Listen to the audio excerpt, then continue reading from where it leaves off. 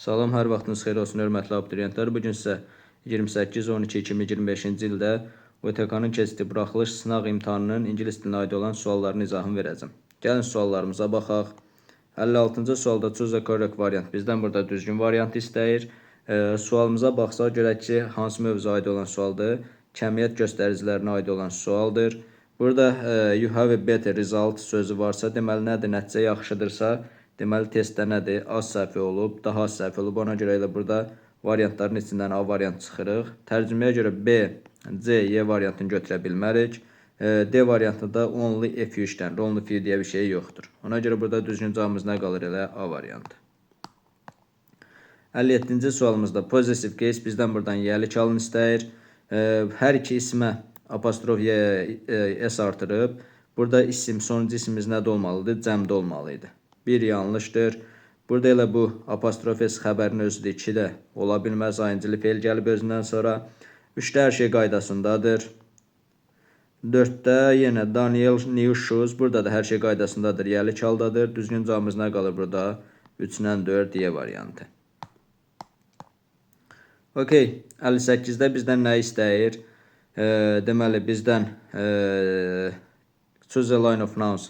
İsimlər cərgəsini istəyir, yəni variantımız hamısı nə olmalıdır? İsimlər olmalıdır. Elə burada variantlara əgər sözləri tam hamısının tərcüməsini bilmirsə, sifətləri çıxmaqla nə etmək olar? Variantı tapmaq olar. Yəni sifət işləmiş variantları çıxmaqla nəyi tapmaq olar? İsimləri tapmaq olar. Ona görə elə sifət olan variantları çıxsaq, burada bizim düzgün cavabımız nə qalır? Y variantı qalır.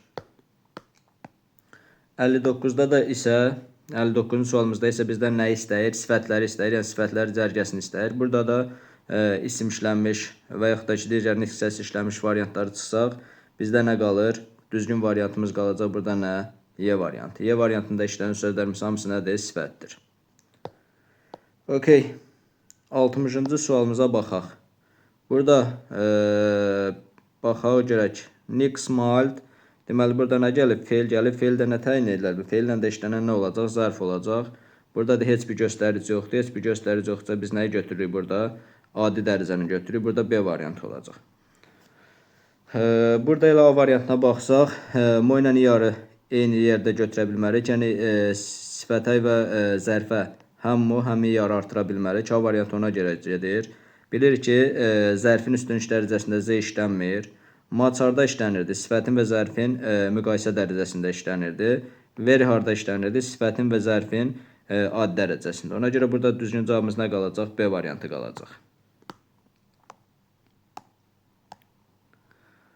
61-ci sualımız da yenə sifətin dərəcələrinə aid. Yəni burada bizdən sifətin düzgün dərəcəsini istəyir. Deməli, cümləmiz təsdiqdir. As ola bilər. Hər şey qaydasındadır. Bilirik ki, so as yalnız nədə işlənir? İnkar cümlələrində. Cümlə inkarda deyilsə, so as-ı götürə bilmərik. Baxaq, enough nə ilə işlənirdi? Enough işlənirdi adi dərəcə ilə. Burada 3 ola bilməz. 4-də deməli, sözümüz çox hecalıdır. Çox hecalı olduğuna görə burada mo olmalıydı. Yoxdur. Ona görə düzgün cavabımız nə qalır? 1 ilə 5 Y variantı. 62-ci sualımızda yenə choose a correct option. Burada bizdən düzgün variant istəyir. A few beautiful flower olmaz. Çünki nədir? F-dən sonra cəm isim gəlməlidir, olmaz. F-dən sonra cəm isim olmalıdır, B variantı olmaz. C variantda hər şey qaydasındadır. A pair of woolen socks gəlib. Yəni burada hər şey qaydasındadır. Yəni burada heç bir səhvlik yoxdur. D variantında biz bilirik ki, a lot of-dan sonra əgər sayılan isim varsa cəmdə olmalıdır. Information sayılmazsa, amma burada birləşmədir. Information kanal sözü burada nədə olmalıdır? Cəmdə olmalıydı. D variantımızda yanlışdır. Several interesting book yox, books olmalıdır. Bilirik ki, severaldan sonra nətər isim gəlir? Cəm isim gəlir. Ona görə burada düzgün cavabına qalır C variantı. 63-cü sualımıza baxırıq. Okey. Before var. Before'dan sonra gələcək zaman ola bilməz. Avtomatik B, C variantı gedir. Deməli, A variantında uzlaşma, deməli, bir tərəfdə indiki bitmiş, bir tərəfdə keçmiş sadə zaman olmaz. Uzlaşma yanlışdır. A variantı ola bilməz. D variantında keçmiş bitmişlə indiki bitmiş zaman uzlaşmır. D variantımız da ola bilməz. Ona görə düzgün cavabımız nə qalır? Deməli, baş cümlə gələcək sadə zamanda, budaq cümlə indiki sadə zamanda. Cavab qalır nə burada? Y variantı.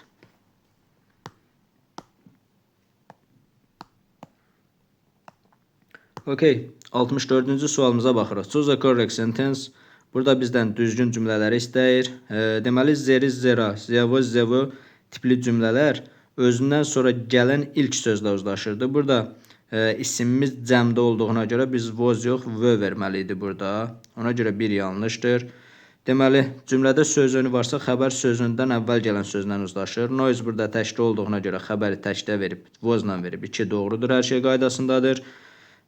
Deməli, 3-də a few slices, yəni off var, off-dan əvvələ baxırıq. Slice sözü orada cəmdə olduğuna görə xəbərimizi cəmdə verib. Hər şey qaydasındadır, 3-də doğrudur. 4-də yenə sözünündən əvvələ baxırıq. Sözündən əvvəl gələn sözümüz təkdə olduğuna görə xəbər cəmdə yox, təkdə olmalıdır. Ona görə 4-də yanlışdır. Vö yox, voz olmalıydı. Ona görə burada düzgün cavab nə qalır? 64-də Y variantı. 2-3.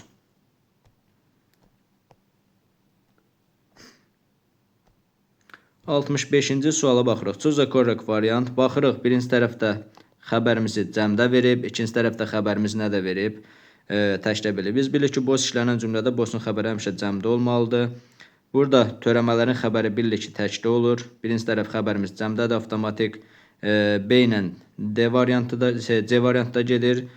Qalır D ilə Y variantı. Ol bilir ki, isimsiz mübtəda vəzifəsində çıxış edə bilir. Amma xəbəri nədə olur? Cəmdə. Burada ikinci tərəfdə xəbərimiz təkdə olduğuna görə D variantı da ola bilməz. Ona görə düzgün cavabımız nə qalacaq burada? Y variantı. Aha, onunla bağlı bir məqamı da nəzərinizə çatdırım. Hamı, hər kəs mənasında xəbəri cəmdə olur. Amma hər şey mənasında xəbəri təkdə olur. Burada nəyi nəzərdə tutub? Yəni burada canlılardan, insanlardan söhbət gedir də, qonaqlardan söhbət gedir. Ona görə birinci tərəfdə olacaq all, həm də ki burada but var, qarşılaşdırma varsa, ikinci tərəf biz nədə verməliyiz? Yəni məna bir-birinə zidd olmalıdır ki, nə olmalıdır? Düzgün olsun. But işlənmiş cümlədə ziddiyyət var. Ona görə düzgün cavab olaraq nə qalır burada? Y variantı.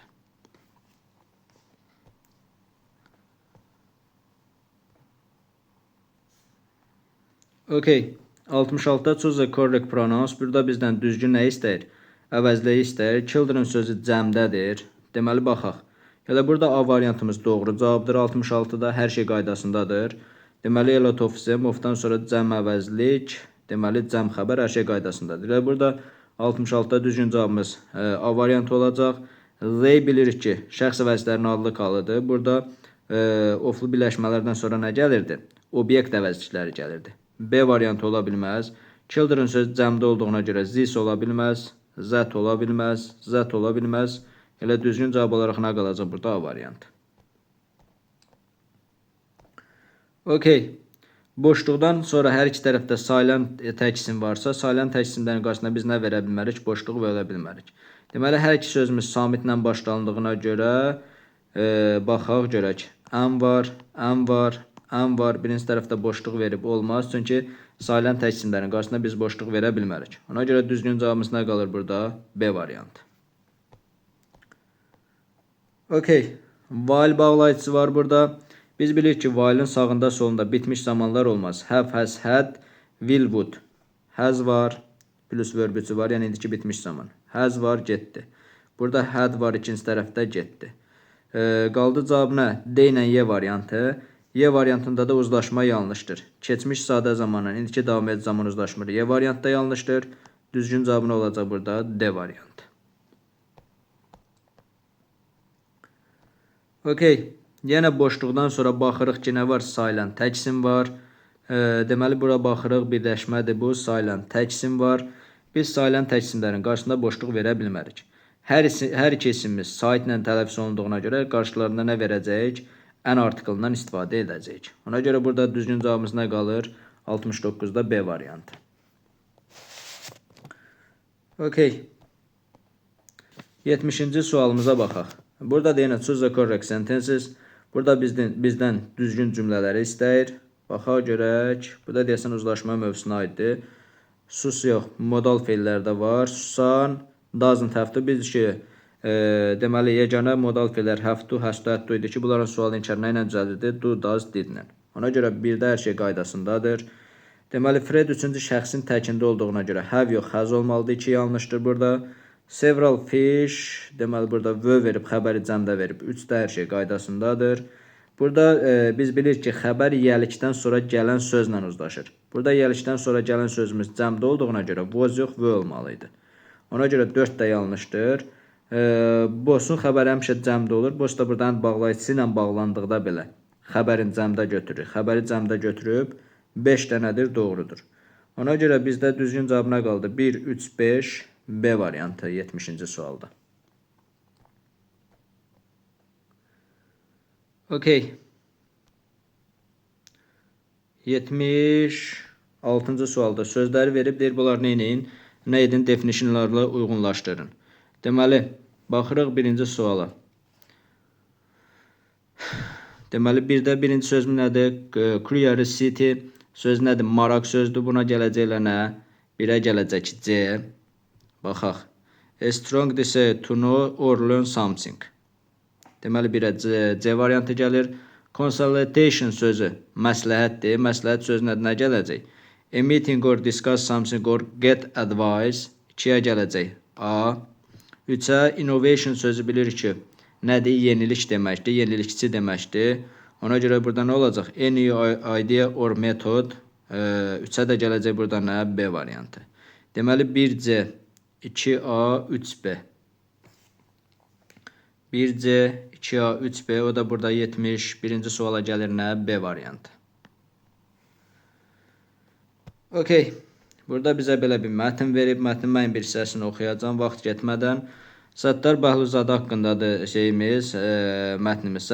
Səttar Bəhlulzadə was a prominent Azərbaycan artist and one of the most important figures in modern Azərbaycan art. From a young age, he showed a great interest in drawing and painting. He began his art education at the Azerbaijan State Art School and later continued his studies in Moscow in 1933. Bəhlulzadə main focus was landscape painting and he is considered the founder of modern landscape painting in Azərbaycan. İndi gəlin suallarımıza baxaq. Bilirik ki, mətnimiz nə haqqındadır? Azərbaycanın görkəmli rəssamı Səttar Bəhlulzadə haqqında. Okey. Burada elə bizdən nə olacaq? 72-də bizim düzgün cavabımız deyir, nə olacaq? Mətn deyir, nə haqqındadır? Burada elə A variantı olacaq. Deməli, yüksək istedadlı artist, yəni rəssam, yüksək istedadlı rəssam haqqındadır. A variantı olacaq düzgün cavabımız. 73-cü sualımızda. Burada bizdən mətnə uyğun səhv variantı istəyir. Baxaq görək. Deməli, Bəhlulzadə works have been shown not only in Azərbaycan but also abroad. Bəli, bu var idi. Yəni Azərbaycan deyir şey nə idi? Onun belə deyək də əsərləri təkcə Azərbaycanda yox, dünyanın digər yerlərində də nə idi? Yayılmışdı. Baxın burada. Sonuncu abzasda var. USA, UK, Türkiyədə, Rusiyada nə etmişdi? Bu ölkələr daxil nə etmişdi? Onun şey nədir? Rəsm sərgiləri nə etmişdi? Yayılmışdı. Deməli, burada bizim səhv variantımız olacaq. Bizdən səhv istəyir. Səhv variantımız burada olacaq D variantı. Burada bizim səhv variantımız D variantı. Nəyə görə D variantıdır? Çünki deyir ki, Bəhlulzadə was the creator of traditional techniques. Burada traditional technique'in nə idi? Texnikanın yaradıcısı deyil deyə. Bunun nə idi? İzləyicisi idi. Yəni izləyirdi. Burada baxın. Neçənci sualdır? Bu 73-cü sual. Səhv eləmirəmsə ikinci abzasda olmalıdır. Baxın bura ikinci abzasının əvvəlindədir. Following deyir. Amma burada nə deyir? Deyir ki, yaradıcısı idi. Following traditional techniques. Burada elə cavabımız nədir? Elə yanlış olan D variantıdır burada. Yanlış olan variant D variantıdır. 73-də. 74-cü sualımıza baxırıq.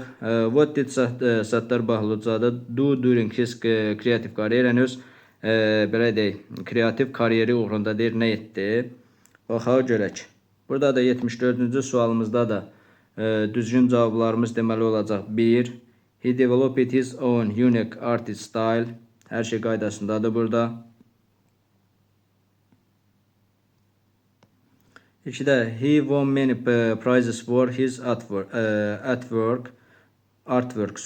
Burada da hər şey qaydasındadır. He left a behind legacy that has no impact on young artists. Xeyr. Burada əslində son cavab baxsa deyir ki, gənc nədir, rəssamlara təsir etmədi. Əksində xeyr. Burada sonuncu abzasa baxın. Sonuncu abzasda inspire sözü burada var. Amma orada deyir təsir eləmədi. Ona görə burada 1, 2, 5 nə olacaq? Bizim doğru cavabımız olacaq. 4-də də nədir? He became known as outside reporter. Nə aidiyyatı var? O rəssam idi. Yəni burada məruzət sözlə söhbət gedir. Burada düzgün cavab nə qalır? 1, 2, 5 Y variantı. 3-lə 4-ümüz nədir? Yanlış variantdır orada. Burada nə istəyir? Mətnə uyğun cümləni tamamlamaq istəyir. He used soft colors and strong painting lines to make... Aha. Burada da bunlar da var mətnimizin içində 75-ci sualda. İkinci abzasa baxsaz, ikinci abzasda mətnimizin nəyini tapa bilərik? Cavabını tapa bilərik. Necə deməli? Gəlin baxaq.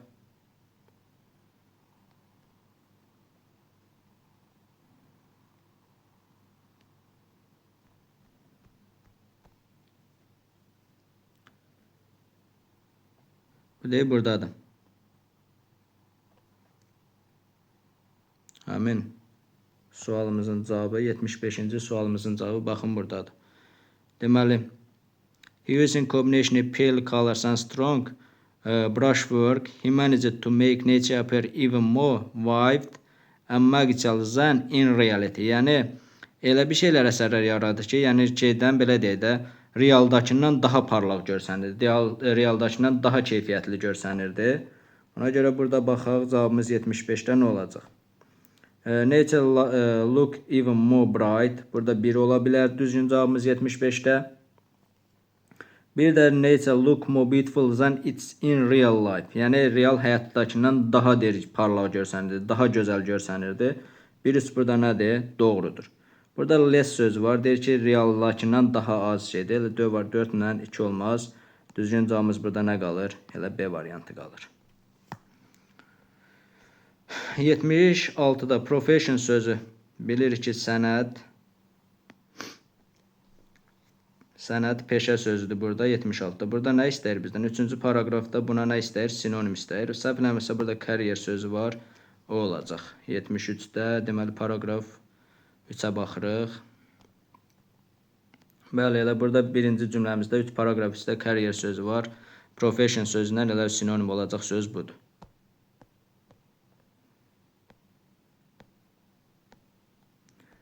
77-ci sualımıza baxırıq. Burada cümləmizi verib, cümlənin ardını tamamlayıb ən az 2 sözdə sinonimlər nə etməliyik? Dəyişməliyik. Gəlin görə bu cümləmiz hardadır? Səhv eləmirəmsə bu cümlə birinci abzasın sonlarındadır. Gəlin baxaq. Görə burada nəyi dəyişə bilərik?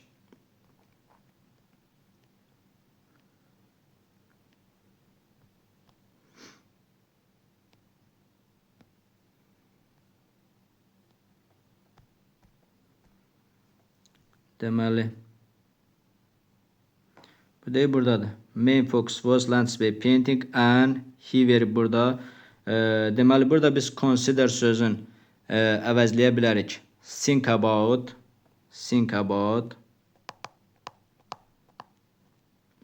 və yaxud da study sözü ilə verə bilərik. Deməli, ikinci əsas burada, deməli, nə iş dəyişə bilərik burada? Founder sözünü dəyişə bilərik. Founder sözünü nədən dəyişə bilərik? Creator yaza bilərik.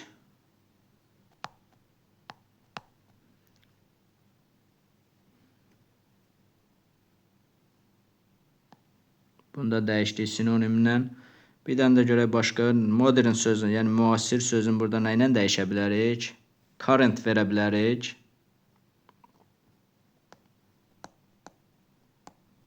Bir də present sözü ilə dəyişə bilərik. Bu da bizim deməli 77-ci sualımızın cavabı oldu. Neçə söz dəyişdi? 3 söz neynədir? Sinonimdən artıq biz neynədik? Əvəzlədik. Okay, 78 bildiyimiz bizim essemizdir. Which of the well-known Azerbaijan figures such as writer, artist or scientist would you like to write about? Deyir, Azərbaycanın ən məşhur şəxsiyyətləri haqqında, yəni bunlar nə daxildir? Yazıçılar, rəssamlar və yaxud da ki, alimlər. Deyir, hansının haqqında yazmaq istərdin? Ən məşhur Azərbaycan, belə deyək də, tanınmış şəxsiyyətlərini, yəni bunların içində rəssam və yaxud da ki, yazıcı və yaxud da ki, alim. Hansının haqqında yazmaq istərdin? Bu da bizim essemizdir. 79-cu sualda deməli cümləni verib bizdən nəyin istəyir? Definition istəyir. Aha, görün ki, deməli sözümüz nə ilə başlayıb? To ilə başlayıb. Deməli bizə nə lazım olacaq burada? Feil lazım olacaq. To give somebody the desire or confidence to do something well. Burada da səhvləmsə ilhamlandırmaq, yəni bir şeyi, kimisə nəyisə yaxşı bir şeyə etməyə ilhamlandırmaq to inspire sözü olmalıdır. Baxaq görək, paragraf neçədə vermişdi bunu, paragraf 3-də. Baxın, bu da to inspire sözü olacaq. İlhamlandırmaq, cəsarətləndirmək. Bu da bizim mətnimizin suallarının cavabı idi. Okay, listeningin sualların birbaşa cavablarını sizə deyəcəm. Listeningin birbaşa cavablarını deyəcəm. 80-da olacaq D variantı. Scientists understood why Lee can draw in his sleep. Yəni deyir ki, alimlər, burada bizdən səhvi istəyir. Burada isə nə deyir? Deyir, alimlər başa düşdü ki, Lee nə üçün deyir şeydə, yuxuda rəsm çəkir. Alimlər onu başa düşə bilmədi. Orada elə bir şey yox idi. D variantı yanlışdır. 81-ci sualda deyir, mətnimiz nə haqqındadır? Burada mətnimiz D variantı olacaq. A man who creates paintings while he sleeps. Yəni yatarkən nə? Rəsm çəkən şəxs haqqında idi. Some people think that cümləni verib burada tamamlamalıyıq. 82-ci sualımızda burada da D variantı olacaq. Lee Hadwind art comes from the part of the brain that we don't control. D variantı burada düzgün cavabımız olacaq. 83-cü sualımızda baxırıq. To make art Lee Hadwind use, yəni rəsm çəkərkən nədən Lee Hadwind nədən istifadə edirdi? Onların hamısını bir-bir deyil. Pencils,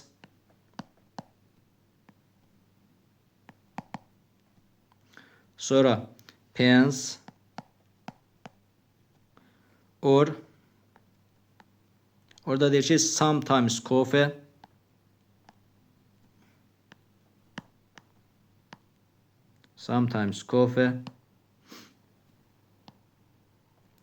or other things.